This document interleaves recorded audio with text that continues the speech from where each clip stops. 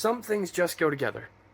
Peanut butter and jelly, coffee and needing a reason to eat dessert for breakfast, the Atlanta Falcons and choking, Gotta go 10 yards, and it's close. Zerline may have come through. Who's got it? The Cowboys have it. Lou Reed and Metallica, incredibly notable rock and roll legend Lou Reed, known for his precedent-setting and norm-challenging defiance of the status quo, and the guys that made Fuel. Give me fuel, give me fire, give me down side to side.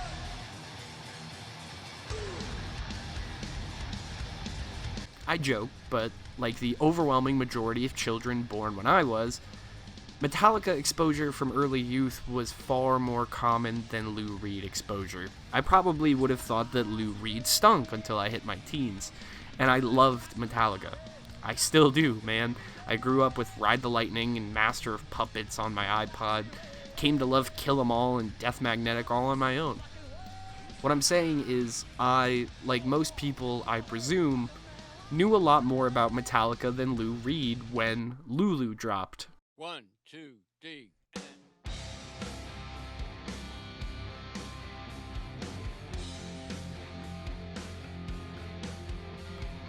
But by God, do I remember the reaction.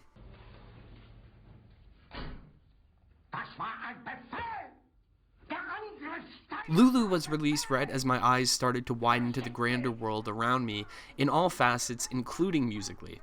My sights were set on using the internet to both dig further into an entire galaxy of music revered from years past, as well as keeping an ear to the ground for the current landscape of new releases to get excited about.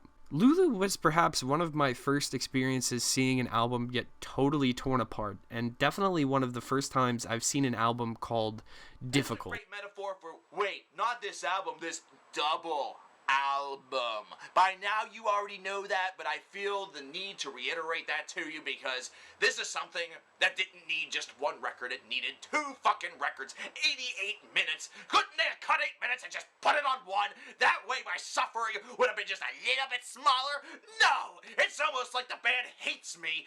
But when you listen to Lulu, the thing that really comes across is that at no point has anyone sat down, listened to that album all the way through and gone, do you know what? This isn't really very good. Now, Lou Reed's bits are Lou Reed, and he does what he does, and it's kind of, it is a silly old fool mumbling in the corner about prostitutes. And that goddamn meme, the table. I am the table. I am the 10 stories.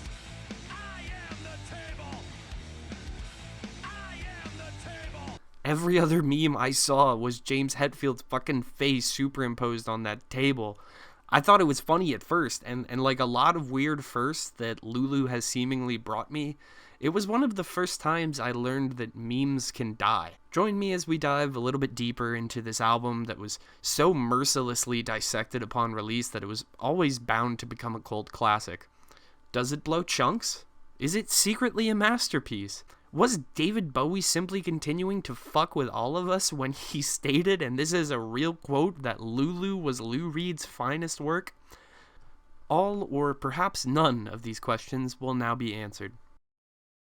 The year is 2008.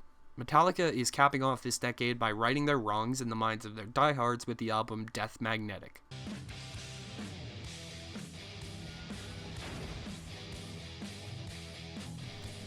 Their first album in 5 years seemingly goes over swimmingly with its return to a thrashier, more classically oriented sound than the notoriously awful Saint Anger. Saint Anger is an album so thoroughly documented by so many fantastically assembled pieces that it doesn't bear repeating by a guy that was in single digits when it was released. Long story short, Metallica almost break up. They don't, and instead hire a film crew to record them attempting to radically break the mold of a Metallica record. A new bass player joins.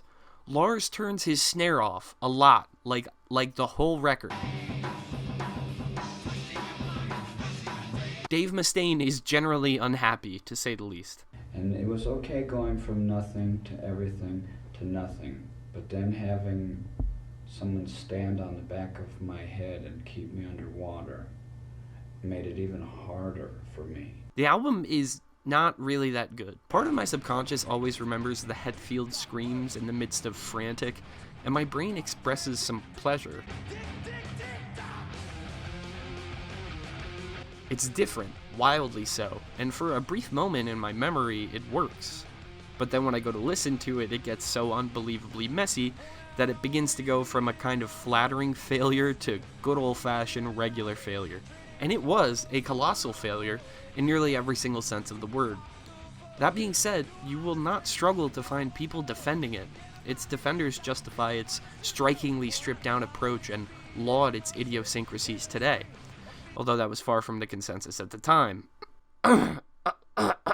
While St. Anger's release became one of the most infamous album releases in metal history almost immediately, Death Magnetic seemed to be nearly everything a classic Metallica fan could ask for. It was described as, quote, easily their best work in 17 years by NME, and Q Magazine described it as sounding like, quote, Metallica again. That's kind of all anybody wanted from Metallica. They kicked ass doing what they felt comfortable in. Thrash metal with a sheen of razor-sharp studio polish that managed to be generationally infectious with its penchant for hooks. It was enjoyed by seemingly everyone outside of recording engineers. The waveforms for that album are very funny. The Velvet Underground had flirted with reuniting with various degrees of fulfillment since their disbandment in 1973. And by this point, Reed on his own was largely heralded as a certified rock and roll legend for years and years. By all accounts, in 2011, Lou Reed had nothing left to prove. Both the incredibly extensive catalog of solo material as well as the 4 Velvet Underground records he had been a part of had cemented him as one of the most influential and gifted songwriters, performers, and auteurs in the history of the medium, let alone rock and roll. Perhaps a relevant place to pick up on for the purposes of this video would also be the year 2008. While Metallica were reaching into their past to find glory once lost, Lou Reed was doing it to emphasize his avant-garde legend status with the Metal Machine Trio. The trio had flyers for their initial concert at the New York Blender Theater. They read, quote, no songs, no vocals. The group paid homage to a particularly infamous record in Reed's catalog fittingly titled Metal Machine Music, which is worthy of and has undoubtedly spawned many a retrospective that spans far beyond the realm of this video. It was a record of pure noise, guitar feedback layered on top of each other and caked with so many effects that it created sound that could either transcend you or cause your eardrums to burst.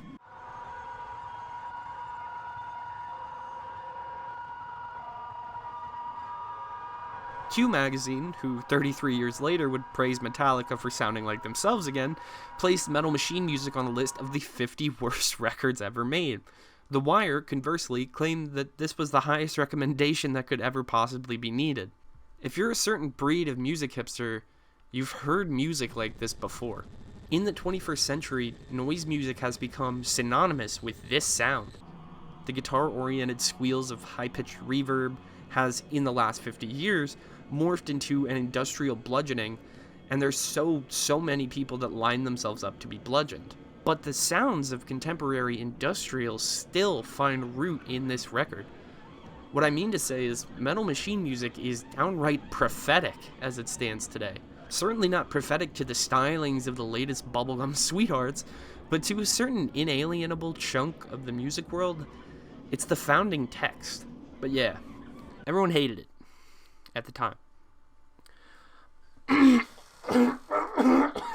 So, 1 year later, in the year of our good Lord 2009, the two would finally cross paths for some reason.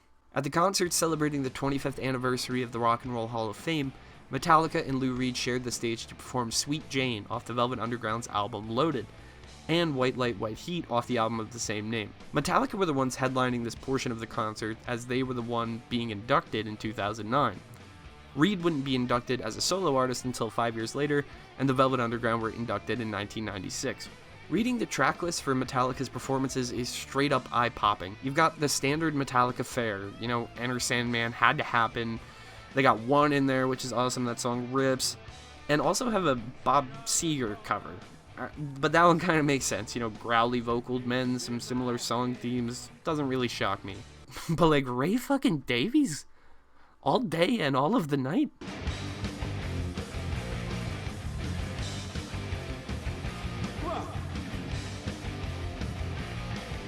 I'm not content to be with you in the daytime. You'll be pleased to hear then that yes, Sweet Jane might just be the strangest of them all. This bubbly, major key piece of pop music history ironic in nature, as was so much that the Velvet Underground did, but especially this album, which even the title of the record had a double meaning, both meaning loaded with hits for the record label and loaded with drugs, is being absolutely chugged along through Lars 16ths on a sloshed hi-hat, and James Hetfield is singing backup with this patented double-syllable style. It could be weirder, though.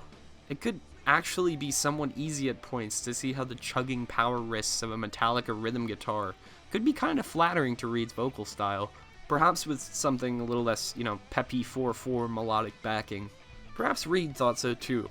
If we're to be believed, Reed had actually been thinking this for a little while, up to 2 years before they met. So now, having this shared space with the band, Lou Reed walks up to Metallica with an idea. At some point preceding the fateful Rock and Roll Hall of Fame induction, Lou Reed had become fascinated by a classic set of German plays written by this guy. How do I pronounce that? Wedekind. Thank you. These plays were entitled Erdgeist, Earth Spirit, and Die Büste der Pandora, Pandora's Box, a set colloquially known as the Lulu plays. Described as a sex tragedy, the play has been interpreted in a number of different ways by historians. Depending on which one you ask, Lulu's apparent eschewing of traditionally acceptable interactions with men sexually either result in a powerful transgressive statement or a simply exploitative and misogynistic one. The plays are provocative, especially for 19th century theater. Lulu as a titular character is emblematic of all the reasons it would become both controversial in its time, as well as highly interesting to Lou Reed. Okay, I'm gonna put a disclaimer here. I'm not a scholar of 19th century German plays. I want to get that out there. It's not in my wheelhouse, believe it or not. I just want to try to outline the broad strokes of the play for posterity, historical means, the whole nine. Lulu is a character that Reed describes as simply wanting to have a good time, like you or me would today, but the men falling helplessly in love with her simply can't let her. I was wondering, if you talk about Lulu, what is so exciting about this girl? Do you see Lulu more as a femme fatale, or is she maybe like a victim of manhood? She's obviously a femme fatale. People don't chase a victim of manhood, whatever that might be.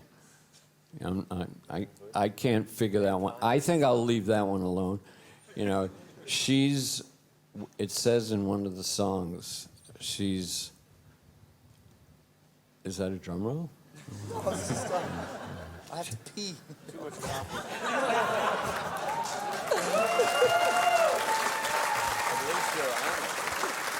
The thing is that she's the kind of, those times, that kind of woman very frowned upon. Today, there's still a double standard, but it would not be so severe. In her day, in plays and things like that, somebody like that, she has to be killed at the end. So that's Wedekind then. What she really is a very beautiful woman who wants to have fun. And she's not actually hurting anybody. It's that the men go crazy for her. But she's just having a good time. She doesn't want to get married or do this or do that or do that. She just wants to have fun, but the men can't stand that. It's violent. Multiple characters are driven to such anguish in this process that they either flirt with or succeed in dying. People get killed. All of this born out of this inherent desire for Lulu, a symbol equally interpreted to both represent the demonic power of female sexuality as well as the sexual emancipation of women. She is a figure that could be seen both as the harbinger of destruction to the desire in men to love, as well as a righteous figure of feminine self-expression. Lou Reed approaches Metallica with this being the backdrop of his current vision. He's composed lyrics to match his feelings on these works already, and Metallica hears a set of audio recordings of these lyrics over more soundscape, presumably ambient-style tracks. So we sat together, Lars and I, and listened to the stuff he had sent that was very potent lyrics with some soundscape behind it for atmosphere. And what would we do? What can we add to this to make it as potent and make it better, take it to another level? make it rock, make it heavy. Something clicks, and once they meet to record the album as we know it today, things by all accounts known go swimmingly. Very swimmingly, in fact.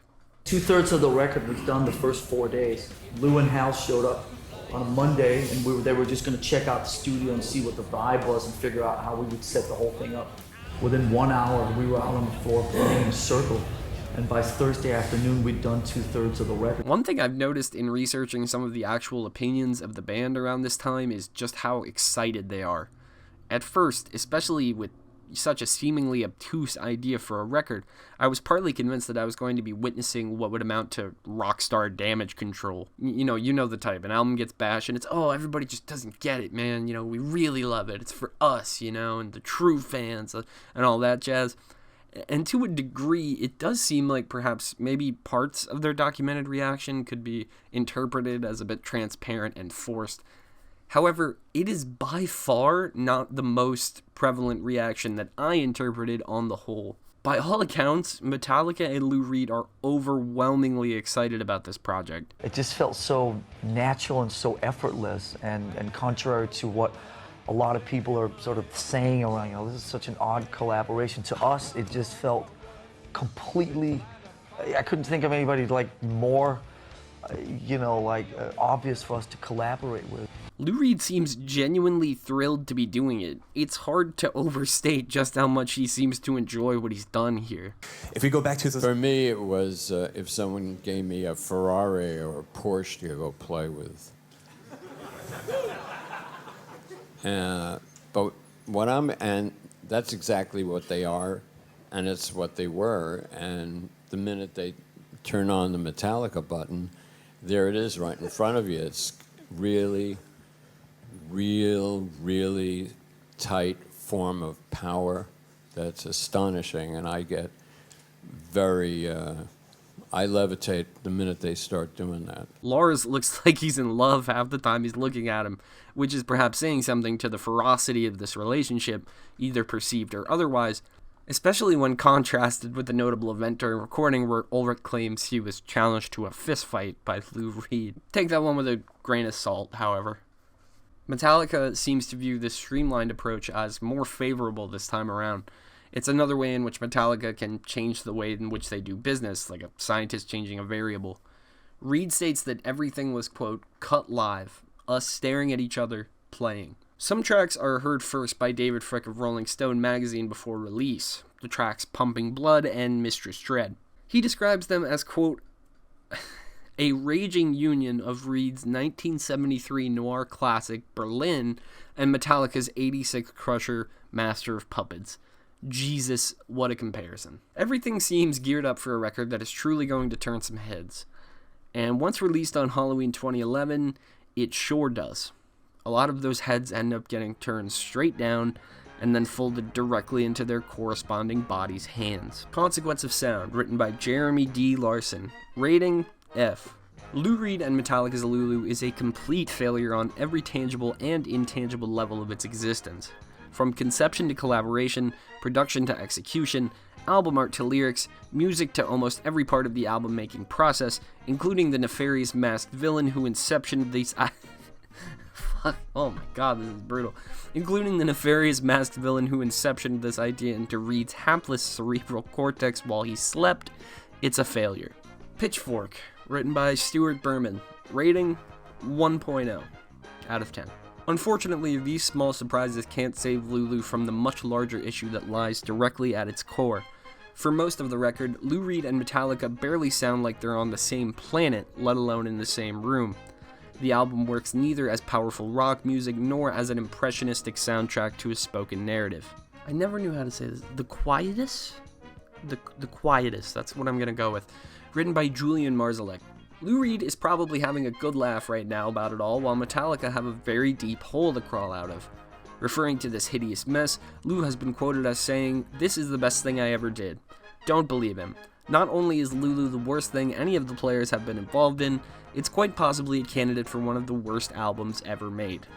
Big ol' yikes on the impressing music critics front, which is to say absolutely nothing about fan reaction. Metallica fans fucking hated this thing. Yet for as much as the album is trashed then and now, there's another side to this reception. A smaller yet impossible to ignore group of reactions that trend towards the total polar opposite feeling. BBC music written by Ian Winwood. Lulu adheres to both of the party's core instincts. On the part of Metallica, there's an elongated and thoughtful, not to mention breathlessly heavy, musical spine, while Lou Reed's atonal and monochromatic vocals lay with deliberate ill-ease atop it all, like an oil slick on an ocean. Much advanced word of Lou Reed and Metallica's excursion has been one of bewilderment and dismissal. It may well be, though, that in the fullness of time, this is an album that is given the praise it deserves. Montreal Gazette, Jordan Zibbets. Rating, 5 out of 5. After a dozen listens, Lulu still makes as much sense as icing a cake with mayonnaise. But it's unforgettable, which is more than you can say about Mistrial or Reload, and there isn't a dull moment in listening to Reed and Metallica trying to plow each other down. So yeah, instant classic. Drowned in Sound, J.R. Moores. Rating, 10 out of 10. When you wake up in the morning with the worst hangover of your life, Lulu is the best medicine. Even after several listens, it's still difficult to believe this album actually exists. Put this album on immediately and you'll convince yourself that you're still asleep and dreaming. At the same time, the spoken word / thrash metal fusion of Mistress Dread will clear your head. It's not just this group of critics that will ride it for Lulu. As mentioned before, the late great Thin White Duke also reportedly tried his hand at the Lulu-centric, possibly troll-oriented rapturous praise. Lou Reed's widow, Laurie Anderson, quoted David Bowie during Reed's posthumous Rock and Roll Hall of Fame induction ceremony. After Lou Reed's death, David Bowie made a big point of saying to me, "Listen, this is Lou's greatest work. This is his masterpiece. Just wait. It'll be like Berlin. It will take a while for everyone to catch up." Bowie had a notable personal impact on James Murphy of LCD Sound System during his final years, and when discussing Lulu is reported to have said to Murphy, "That's some of the best writing Lou's done. People are making a snap judgment and they aren't listening." It's not hard to find your average music fan coming around on it either. It's becoming far easier to see the reception as simply polarizing instead of overwhelmingly negative. There's tons of posts on the Metallica subreddit with titles like, "Wow, Lulu is better than I thought. Lulu is the best album Metallica has done in a long time," etc., etc. Now, are a lot of these laughed off? Yeah, but it's striking the amount of pro-Lulu arguments being made over 10 years after the album's release. They still pop up with decent frequency, and it's, in my opinion, a testament to the risks taken on the project. Something's dawned on me while writing this, however. Something kind of crucial. I don't think I've actively listened to this record in close to 10 years. I can't remember the last time I sat down to give Lulu a shake. And I don't think this video, let alone my own perspective, would be complete if I didn't. So that's exactly what I did. Strapped on my MDRs, launched Spotify, and what did I think? This is my second time attempting to summarize my thoughts on Lulu, because the first time I just ended up going in a million different directions, because that's very much what this album makes you do. Hi, we're here at the Goth IHOP. Yeah, I just finished listening to Lulu. I was listening on and off through the day. Well, I listened pretty much straight through the day today. And originally this was going to be a lot more like written and composed, calculated. I don't feel like I can do that. Lulu is without a doubt one of the most difficult records I have ever heard. It is more difficult than like Pulse Demon. I had to get up a couple times and stop listening purely for like fatigue. Like, some of these passages are so elongated and stretched out, and like I just had a phone call and I don't even know what I'm like, where was I at? There's so much to go through with this album. There are some, okay, I remember where I was. There are some parts that actually work, that actually do work, being 10 minutes long. Mistress Dread actually gets to a really cool spot where Metallica is playing like faster than I've ever heard them play. They sound like a metalcore band.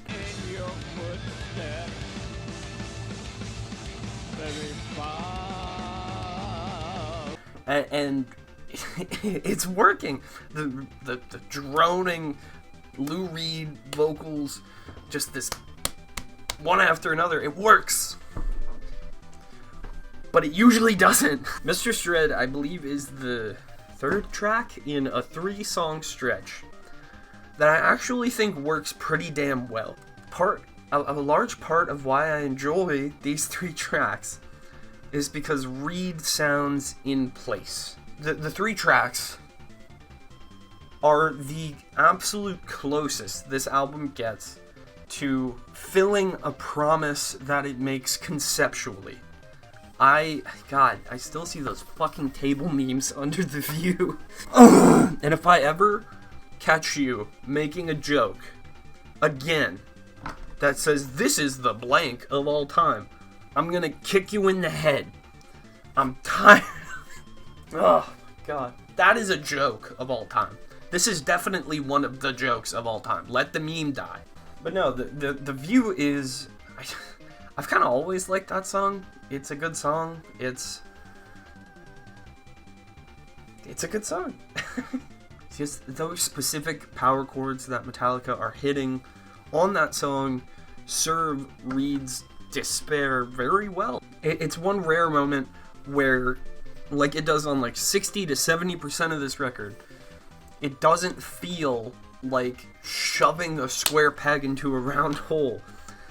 It feels natural. It feels pretty effortless, honestly. Part of that is due to Reed's just immensely dark vocal delivery and lyrics.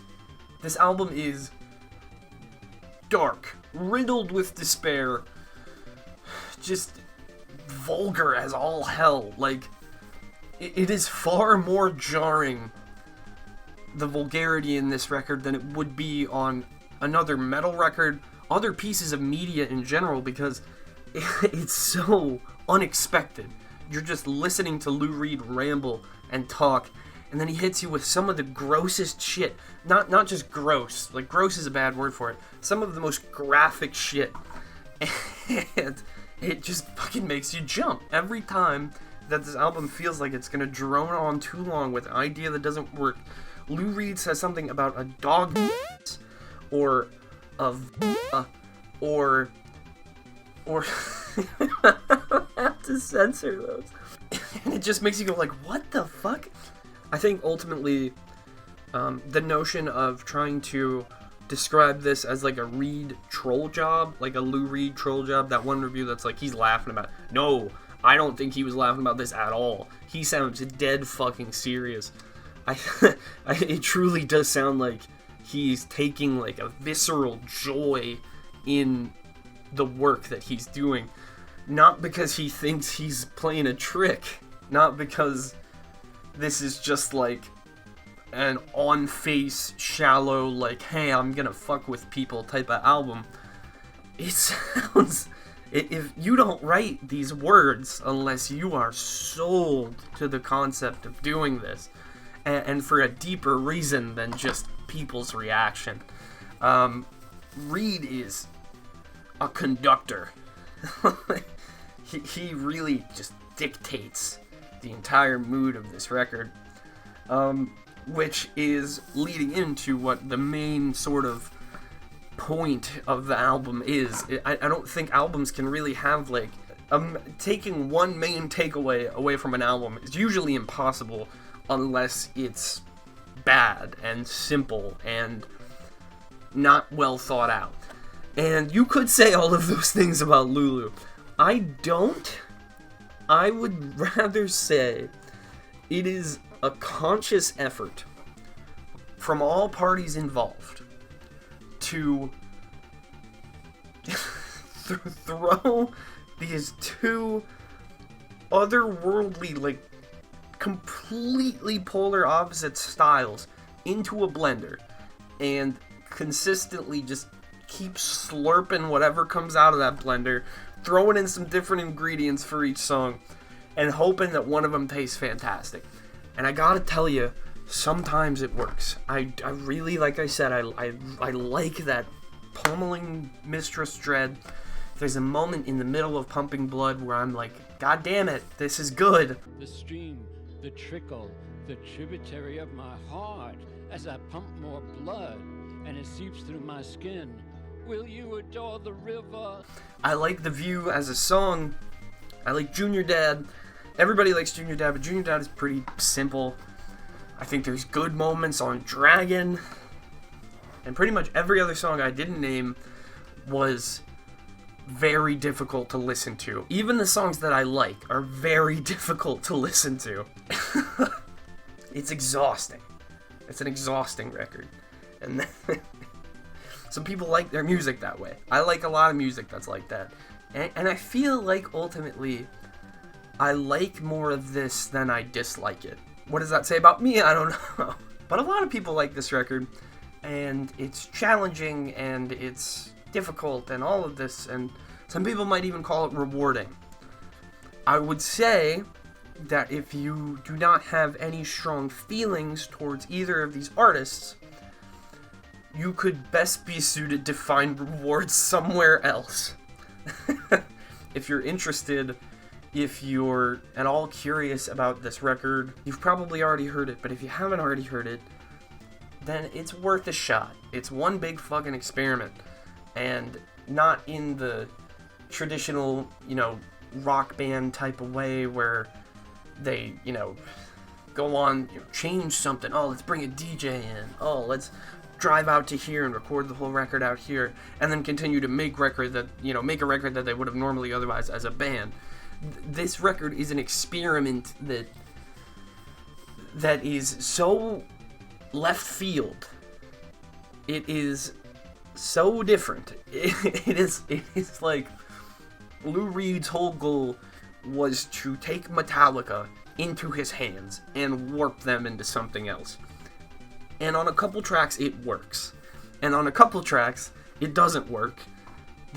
Metallica shows themselves playing some Death Magnetic style riff, and it's funny. And it shouldn't be funny. Especially not with the shit that Lou Reed is singing about. One thing I didn't mention in that little section is when James Hetfield comes in, 90% of the time, it is some of the most out of place and terribly fitting shit I have ever heard.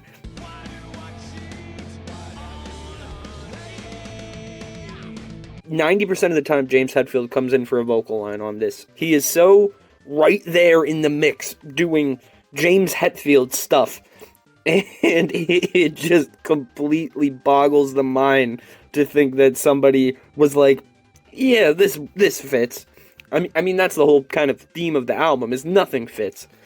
At least sonically that's the theme of the album, but God, those hearing James Hetfield come in like a backup singer, like in the role of like a Ronette, and just try to like, I can only like play clips, and I'm probably gonna get copyright strike, but you need to know what I'm talking about here, because it's emblematic of just the frustration that this record can induce. I can't even speak. The frustration this record can, bring upon you. Ugh. It shouldn't be funny. I don't even know if any of this has made any coherent sense. I'm hoping I'm going to put it together in editing and it's going to make a lot more sense, but I don't know. If I had to give it a rating, I feel like it would be right now like a 5. Could put on the YMS face for a sec. Closer to a 6 than a 4. The occasional moments where everything aligns. The planets fucking align. The end of The View. Who knew that Metallica was capable of doing this shit? When you hear those moments, you go, fuck, like this is crazy, and I think I love it. And then you hear 6+ minutes of Lou Reed and James Hetfield gargling over Metallica riffage that sounds so stale, and you go, what the fuck am I listening to? And then it gets compounded with like another 6+ minutes of beat poetry and Lars Ulrich slamming on his snare like he's in a drum circle, and you're like, and it all falls apart. But goddamn it, the parts that make it good might just make it worth it to go just above 5 out of 10, love the ambition, to 6 out of 10, refine it and do better. Either way, it's an album that's going to remain infamous. Forever. Infamous forever. So, I don't know. I'm gonna get out of Goth IHOP now. Take a seat and finish this fucking video. Thanks, bus. Oh, they'll know I'm not actually at Goth IHOP. So that's LULU. One of the most infamous album releases of the 21st century, forever destined to be reviled and lauded in equal measure. The things that make some actively despise it are the things that make others go nuts for it. I think polarizing is probably the best word here. LULU's reception feels special for a number of reasons. I think the reception is what drew me towards it to begin with.